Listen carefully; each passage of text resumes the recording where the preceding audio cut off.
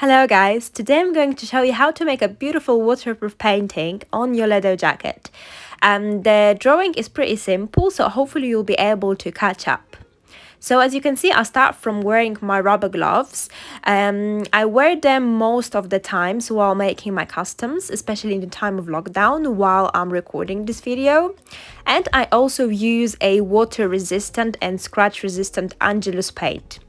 You can get the paint on the Angelus website, which is an American website, but you can always buy it from the British resellers. So in terms of making an actual painting, most of the time I start from making a basic outline of the artwork that I want to place on leather jacket, as in this case, or on shoes, handbags, wallets, or any other accessory really. I do it with a white Angelus paint.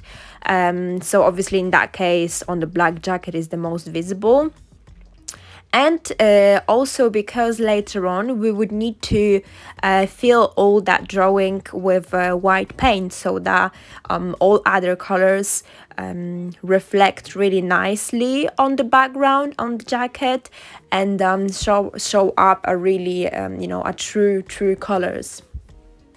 So now I'm gonna speed up a little bit the video, but you pretty much get the point. So obviously the artwork that we're making today, as I said, is pretty basic.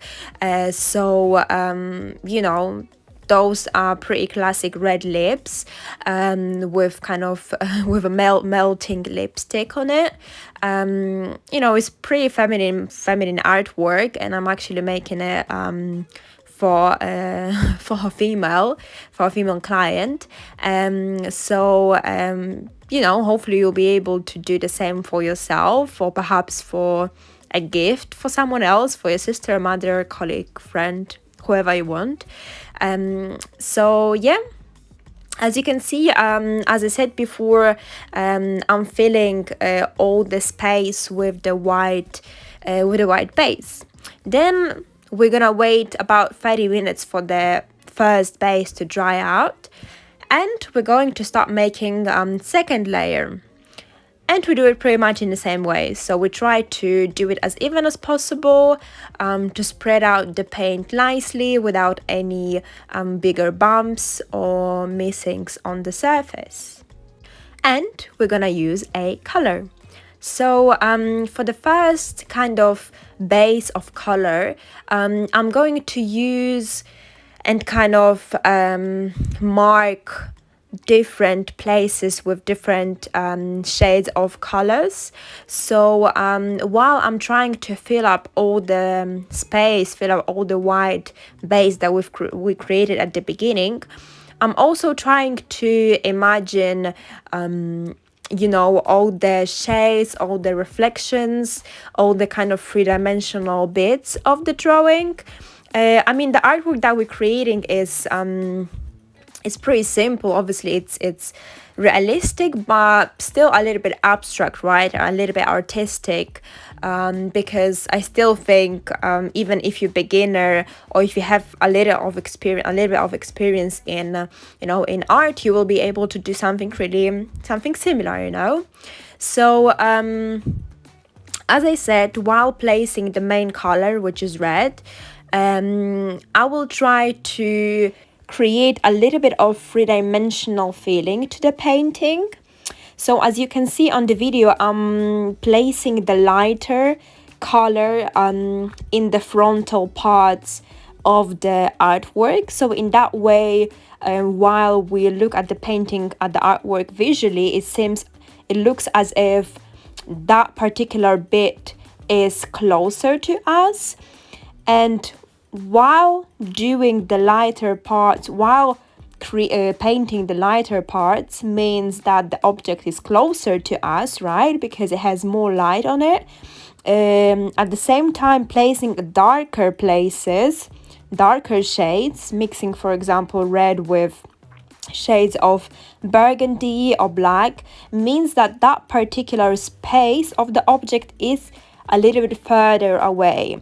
right? So in that way, we're creating the three-dimensional feel to the painting. So because the theme of this painting is licking lipstick, red lipstick, right, on the lips, that's why I kind of need to figure out, what space will represent the actual lips, and which parts will be painted in the way of the licking lipstick, right? So as you can see, I'm placing the darker shades around the brighter spaces in order to bring up that area and make it look as if it's actually three dimensional, and it comes out comes out and kind of lays on top of the lips, right? And obviously, in order to achieve more and more three-dimensional feel and kind of realistic look, you can still kind of let go of yourself and make the artwork really kind of abstract. So as you can see, I'm placing like a smaller bits, dots, hatches, whatever, on the painting, with the way our human lips are structured, right?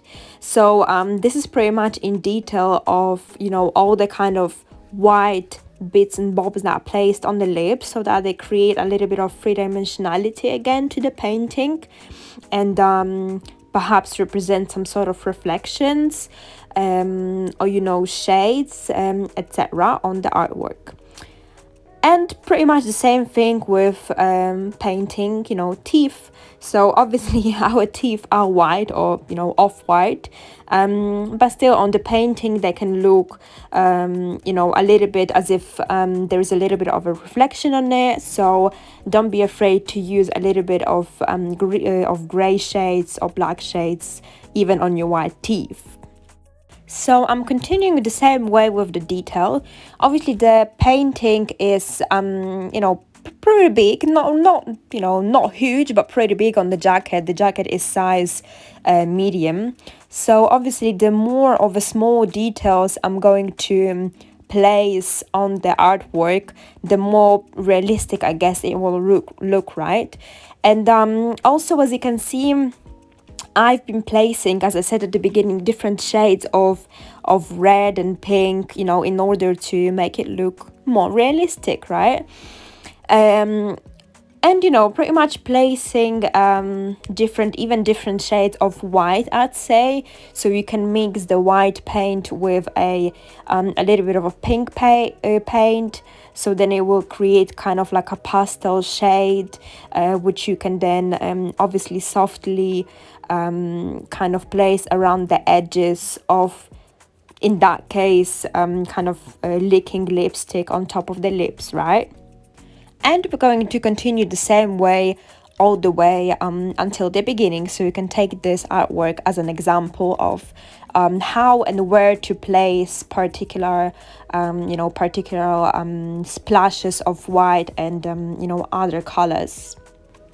Once we've done previously the base of the teeth, right, so the main kind of shading from a pure clear white into the slightly grayish shade, now obviously I'm trying to pull out a little bit of a reflection on it. And so as you can see, the same way we've done on the lips, it will have more of a realistic shade. So I'm not gonna go much into a detail of making the artwork, because I guess, it's an inspirational video, so you can still look at the final result of the artwork and try to kind of copy the same result. But I'm just gonna say that I used 2 brushes while making this piece, one thin one for the details and the big one for kind of coloring the main parts. And that will be it for today. So I hope you enjoyed it.